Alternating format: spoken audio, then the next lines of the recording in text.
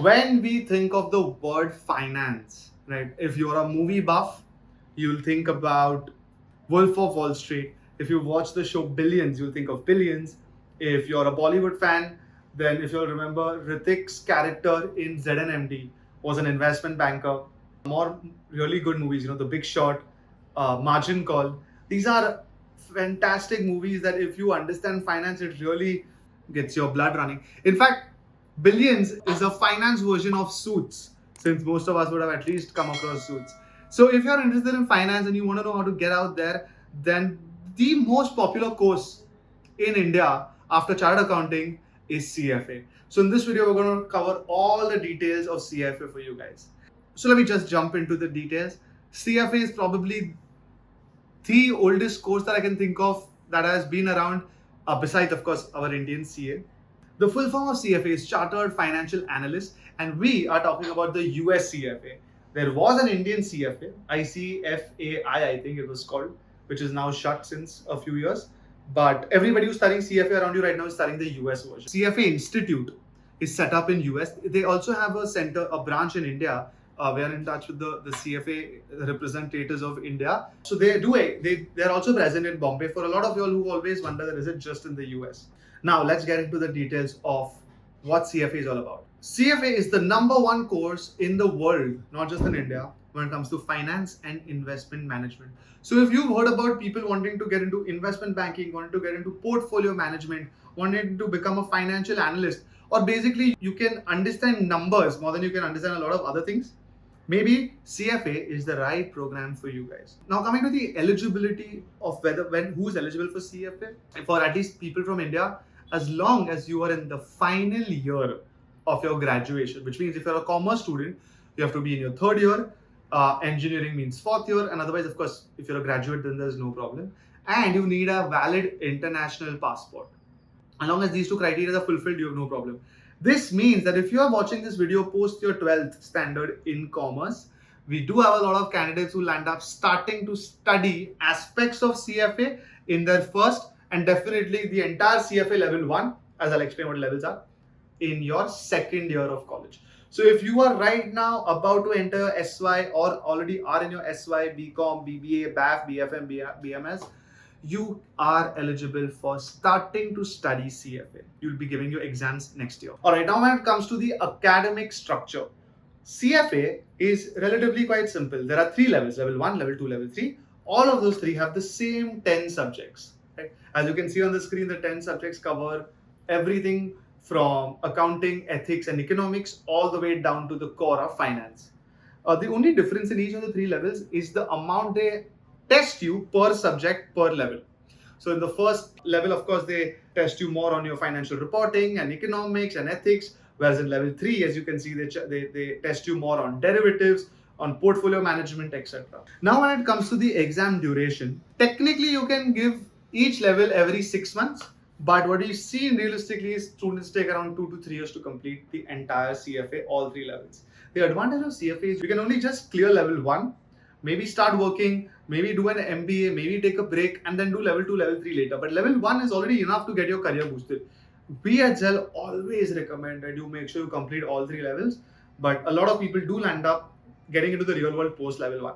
When it comes to the exam window, again, on the screen, as you can see, level 1, you can give it 4 times a year, every 3 months, in Feb, May, August, and November. Level 2 and level 3 is a little more spread out. When it comes to the passing rate, which means out of a class of 10, globally, level 1, level 2, and level 3, we have on an average 5 out of 10 people who land up clearing CFA.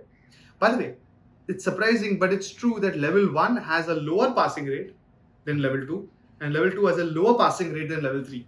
Whereas most of us would assume it's the other way around. Because CFA is an international exam, it's more subjective, it's more opinion based at level 3.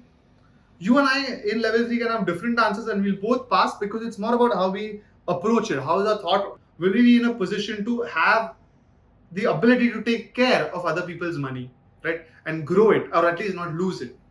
And we can do it in different ways. That's why level 3 gives you a better score as long as the approach is well thought out. Also, of course, by level 3, you might be more experienced. Everybody who starts at level 1 doesn't give level 3, and maybe that's why the passing rate is higher. But it's an interesting fact compared to other. By the way, and at Zell, we have 75%, which means out of 10 people in a class, at Zell, we have around 7 to 8 people who clear the CFA exam. Now, next is the passing mark. Now, this is a little confusing. CFA, the correction is not as simple as maybe a CA or an ACCA, where it's a 40 on 100 or a 50 on 100 that you need to pass. CFA marking system is based on percentile system. They don't reveal exactly how they calculate every time. A good rule of thumb is that when you're giving your test and mock exams, aim at scoring at least 70% per subject, each of those 10 subjects in any level. If you're correcting yourself, or if people so when we at Zell correct our students' papers, we try to make sure that if you've cleared 70 on 100, you at least have a chance of clearing the final exam. And by the way, it's not as hard as people think, so don't stress too much on it, right? And when it comes to the paper pattern, first of all, guys, all the 3 levels are all computer-based exam. You give 1 level in 1 day, right?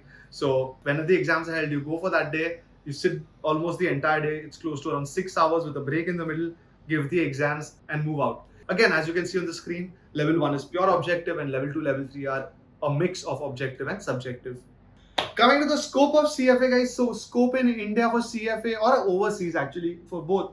If you are interested in the field of finance, CFA is recognized world over. It's a synonym for being a specialist in the field of finance. You have not only the companies like the Big Four, the Big Six, but you have tons of investment banks, tons of banks, right? Banks are hiring CFAs like there's no tomorrow. I've seen a lot of small, experienced people who have set out to start their own boutique companies, right? They just started their investment management fund. There are hedge funds. They recruit CFAs because they understand that the training given to a CFA is so in-depth that at least when it comes to the field of finance, CFAs are not easy to fool.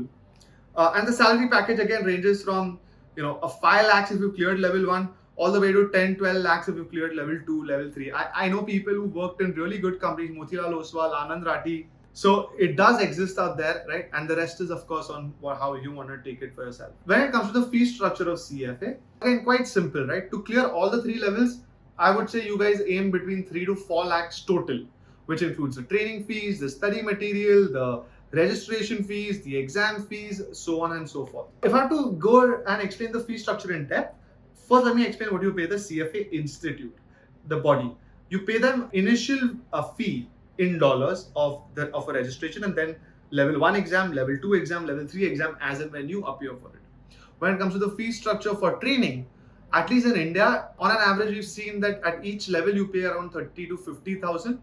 So the total fees for training with study material, by the way, will be between 1 lakh to 1,50,000 for most of you guys.